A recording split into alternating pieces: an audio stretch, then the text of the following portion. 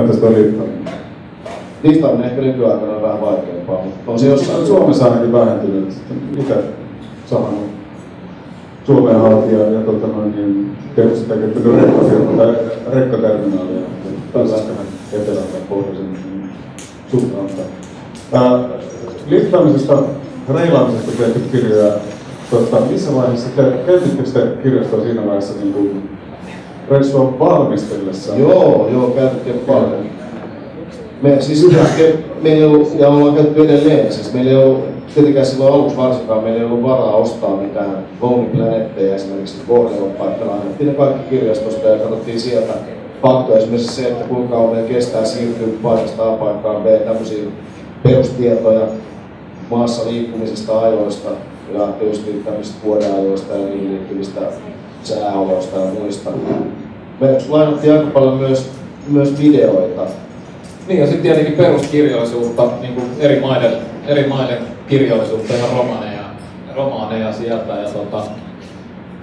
Joo, niin kuin hyvänä esimerkkinä me tehtiin juttuja, siis Japanissa meitä kiinnosti, mikä meitä kiinnosti oli semmoinen, mikä Japanista on ehkä internetin aikaan on tullut sellainen yksi ilmiö, mikä on levinnyt paljon, tai semmoinen tietoisuus siitä, että siellä on aika paljon seksuaalisuuteen liittyviä mielenkiintoisia alakulttuureja, ja ne on itse asiassa aika yleisiä, siis sillä tavalla vaikka, että täällä varmasti harrastajat tietää tästä paljon enemmän. Tarkoitan esimerkiksi tämä manga-sarjakuva. Et siellä on kuitenkin tämmöinen valtavirta manga, mitä myydään kioskeen, niissä saattaa olla tämmöisiä seksuaalisviritteisiä juttuja. Ja meitä kiinnosti, mistä tämä johtuu, kun se on hyvin pidättyväinen kulttuuri noin muuten. Ja haluttiin sitä asiaa perehtyä siihen paremmin, niin me lainattiin muutama erittäin hyvä kirja. Mä muistan, taitaa olla novelloita, mä en ole ihan varma, mutta kuitenkin maailman kirjallisuuden klassikko, Junichiro Tanizaki. Ja hänellä on sellainen kirja kuin Avain, joka kertoo sitä aika hyvin. Se on sodanjälkeisen Japanin sijoittuva avioparin kuvaus, jossa mies juottaa tai antaa vaimonsa juoda humalaa joka ilta, jotta se voi valvoa sitä yöllä härskeissä asennoissa. Ja sitten tämä nainen kirjoittaa siitä päiväkirjaa ja jättää sen avaimen miehensä löydettäväksi, jotta he sitten voi kuvata. Ne ei voi puhua tästä ollenkaan. Aina joka ilta toistuu tämä sama juttu ja se on mielenkiintoinen. Se kertoo aika paljon myös sitten paljon seksuaalisuudesta. Joo, pääsee sitten paljon niin syvemmälle kulttuureihin luettua paikallista kirjallisuutta. Niin, eli se ei ole pelkästään matkaoppaiden kautta. Ei todellakaan. Juuri näin. Entä sitten tämmöinen kielitaito, että minulla on muutama tuttu kuura, jotka lähti 3 kuukauden reissulle Kaakkois-Aasiaan ja tarvitsevat vallan mainiosti. Kumpi on parempi, viittomakieli vai englanti vai ranska vai saksa vai pitääkö se japanikin opiskella? No se riippuu varmaan noista kohteista. Tietysti me ei osata kunnolla mitään muuta kuin englantia, se on sääli. Tietysti sitten sellainen yleinen jonkinlainen selviytymistaito syntyy ja sitä on vaikea sanoa mikä se kieli sitten on, se on yhdistelmä varmaan kaikki. Eikö se esperanto, että kaikki luonnostaan on saanut puhua? Kyllä, eikä sitä. Mutta Espanjaa nyt sen verran osataan, että pärjätään, niin kuin saadaan itsemme paikasta A paikkaan B, että sellaista todellista keskustelua ei oikein kykene synnyttämään. Sen takia on vaan matkalla opittu. Eli kyllä se on varmaan viittomakieli. Niin. Tuossa kirjassa on siis semmoiset symbolikuvastot. Voi käyttää.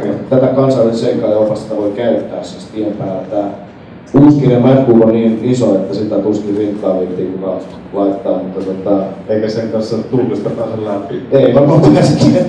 Mutta tuossa on siis tosiaan siellä on ihan kuvasto, että siellä voi näyttää kuvista, että mitä hakee. Onko tämä kansainvälisen seikkailijan opas paras matkaopas, mitä on tehty? Väitän niin. Me kyllä käytiin läpi kaikki kansainväliset alan teokset ja päätettiin, että tehdään kertaheitolla sit paras ja kattavin. Ja kyllä mä voin sanoa, että ainakin silloin kun kirjoitettiin, niin yhtään kattavampaa teosta ei ollut. Ja tässä on nimenomaan kysymys tämmöisestä yleisoppaasta itsenäiseen matkailuun, että siinä ei mitään kohdetietoja. Meidän mielestä niitä on muutenkin nykyään vähän kyseenalaista tehdä sellaisia kirjoja, koska ne tiedot muuttuu niin kovaa vauhtia. Yleensä netistä ne löytää. Jääkö joku Lonely Planetin tai joku muun toimittaja kiinni siitä, että ei jossain kohdemaassa oltu edes käynyt? Joo, jäi. Kyllä se on just siirtynyt BBC-omistukseen koko Lonely Planet ja siellä on ollut paljon tällaista murrosta. Mutta tämä kertoo just siitä, että loppujen lopuksi se edes se hieno brändi, Rough Guide tai Lonely Planet ei todista sitä tai takaa sitä, että se on hyvä se kirja. Se on aina kiinni siitä, kuka sen on tehnyt, se päätoimittaja. Tuo kirja voisi itse asiassa harppaa vaikka niitä lukukerrallaan läpi, että minkälaisia teemoja siinä. Yksi tämmöinen ainakin, että matkavalmistelu. Mitä semmoisia juttuja, mitkä niin kuin toimii joka reissu? Tai mitä pitää tehdä?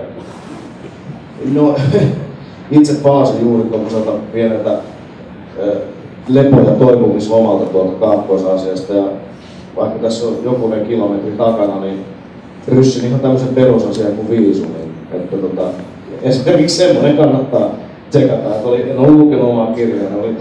Tämä tapahtuu usein tässä vaiheessa, että luulee, että kaikki on jo hallinnassa, niin hyvin ei tarvitse mitään tehdä. Mutta hyvin lähellä oli, että pääsin edes lentokoneeseen täältä Suomesta, kun ei ollut viisumi. Pääsin sitten, mutta se vaati vähän kikkaa. Mitä se kikkaa? Sitä, että nostin business-luokan lennon pankista Kuala Lumpuriin ja Peruin, että tässä taidaan. Eli kannattaa tarkistaa passia. Tällaiset perusasiat. Tuolla on hyvä lista, että mitä pitäisi tehdä kuukausi ennen, mitä pitäisi tehdä puoli vuotta ennen ja niin edelleen. Niin, eli siis oma kirjakin kannattaa julkaista läpi. Pitäisi vähän palata, joo. Joo, suutarin lapselle ja kenki. Niin se on. Oletteko te ammatiltainen matkailija vai onko teillä olemassa silmiä ammatti jossain muhimassa vai olette yleensä pätkätyöllä Prisman kanssa? No itse asiassa silloin kun me lähdettiin tekemään tätä, niin ajateltiin, että itse asiassa koko Marvel Turesia, niin ajateltiin, että meillä on hyvä tiimi ja kompo tässä, että mä teen elokuvaduunia, mä olin elokuvavalaisia ja kuvaaja ja Riku oli toimittaja ja mä otin myös siis valokuvia harrastuksekseni, joten siinä oli hyvä kombo lähteä duunaamaan tämmöstä, eli mulla on niinku historia ura sieltä leffapuolelta ja kyllä niitä duuneja tässä niinku tehdään, mutta suurimmaksi osaksi niinku, voisi sanoa vielä, että se duuni on se reissaaminen ja tietyllä tavalla se elämäntapa. Ja mitä sen ympärille tulee, että siitä on tietysti tavallaan, se on meidän leipätyö ollut viimeiset vuodet. Me ollaan pienyrittäjiä. Me jouduttiin silloin aikoinaan, kun tämä ohjelma ekan kertaa, että jouduttiin perustaa firma. Me sanottiin, että ei me haluta mitään firmaa, että se on hirveä riesa, että antakaa meille siivoojan titteli ja siivoojan palkka, niin me mennään. Mutta se ei onnistu. Piti kuulemma olla firma, piti laskuttaa. No, tässä se ei mennyt nurin se firma. Ei ole mennyt vielä. Mä oon ollut aikamoinen natsi kyllä siellä. Ei saanut Milanon hienoja sohvia toimistolla. Käytetään on siis kummallakin jotkut semmoiset niin tehokkaat nimet, johtuva yrityskoordinaattori. Joo, hän on toimitusjohtaja ja minä olen varatoimitusjohtaja. Ja ollaan raasti Babylonin rattaissa ja oravan pyörässä tässä kyllä tahtomattamme. Toi TV-puoli on nyt niin kuin, se on tehty. Te olette jo reissannut Karlotin kanssa tuolla. Onko siinä vielä mitään pöllittävää?